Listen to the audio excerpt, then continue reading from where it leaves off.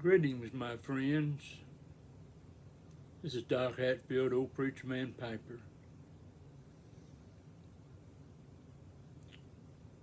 I want to talk to you for just a minute about a precious friend that I lost.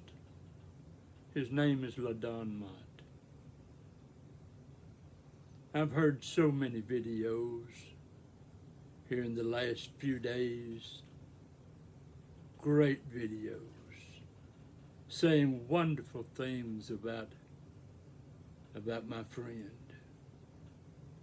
It means all the world to me. And I could just go on and on and on about LaDon, how generous he was, how loving he was, how caring he was. He was all of those things, I guess you could say, to a fault. But it was LaDon. There's just one little story I want to tell you about him. As you know, I am a preacher of the gospel. I don't apologize for that. I don't hold nothing back for that. I am a preacher of the gospel of the Lord Jesus Christ. Let me tell you how I met LaDon.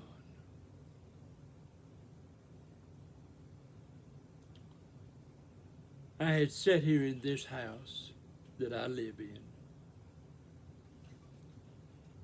for about 7 years with no friends. All of my friends here in the town that I live fell to the wayside. They quit calling. So I sat here day in and day out with no friends. Oh, I kept myself busy. I loved to write, and I would just write about this and write about that.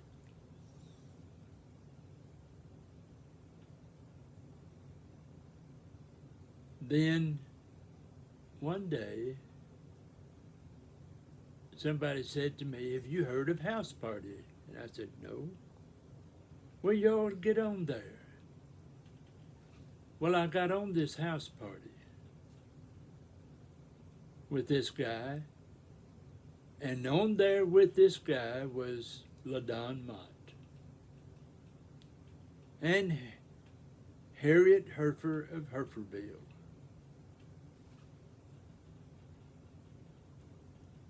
And another fellow by the name of Joe. And so that day I met LaDon and the rest of them.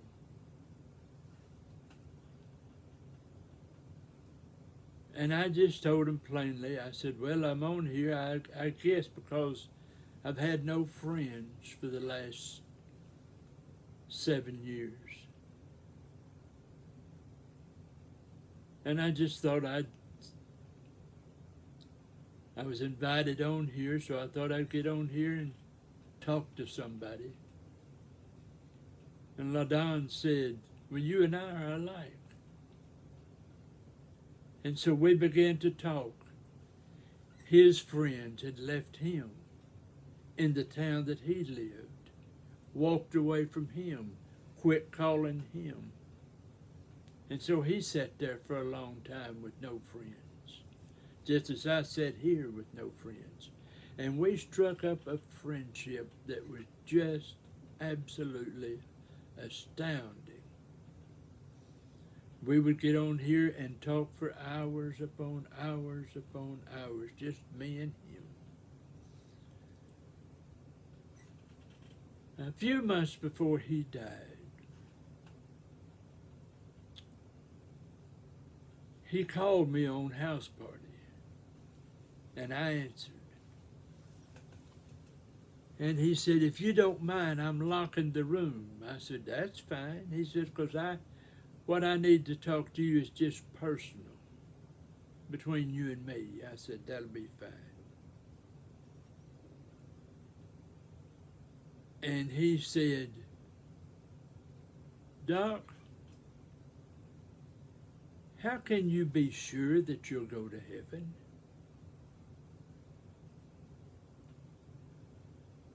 And so I sat there that day and I presented him with the gospel.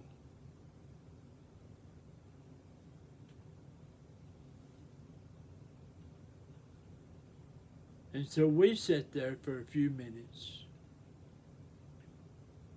not saying anything. I could tell that he had his eyes closed.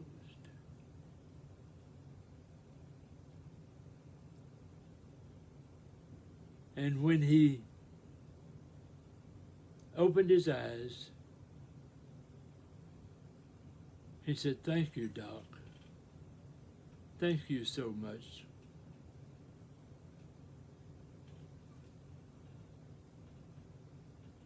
He said, "Now, can I ask you a favor?" I said, "Yes, sir, you can. Will you be there for my family if I ever leave this earth before you?" And I said, "Yes, sir, I will. I certainly will." We had a couple of things happen on there. We had one guy on there who literally threatened Harriet of Herferville. And LaDon and I both lit into him like a scalded dog.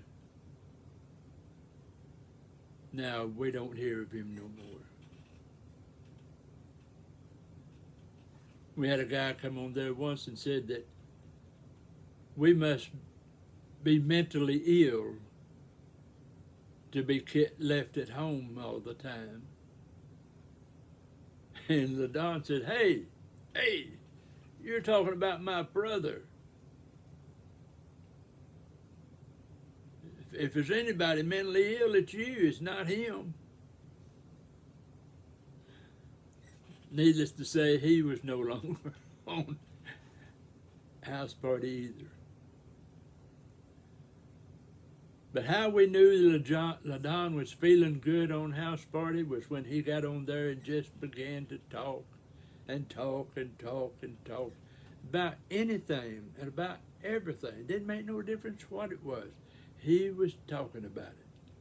He was talking about it all the time. And then he'd get on there at other times and he wouldn't hardly say a word. Now that's when we knew he wasn't feeling very good. But he just wanted to spend time with us. He called me one day and he said, "Doc, I got something to show you." So I got on house party. He said, "Look at this pipe. Isn't this beautiful?" And I said, "Oh my, that's nice. That's really nice." I said, "You'll enjoy that pipe." "Nope, I'm not." I said, "What do you mean, no, you're not? I'm giving it to you." I said, "LaDon, no, don't send me no pipe." But he sent me the pipe. He sent me more tobacco than I knew what to do with. He was such a wonderful friend. And on his deathbed, he looked at his wife and he said, "Tell Doc, I'm ready to go." She said, and with that, he closed his eyes. I could talk more, but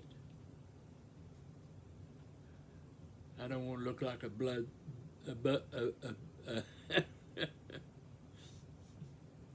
blithering idiot on here because I can't contain my emotions. One of the last things he said to me before he went to the hospital,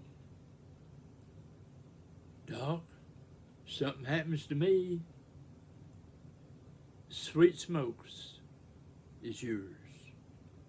I said, well, nothing's going to happen to you.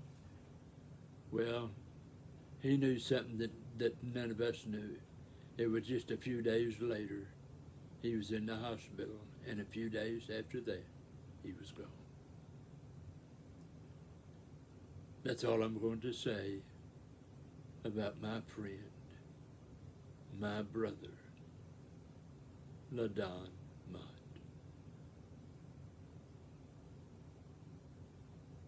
Sweet smokes, everyone. Bye-bye.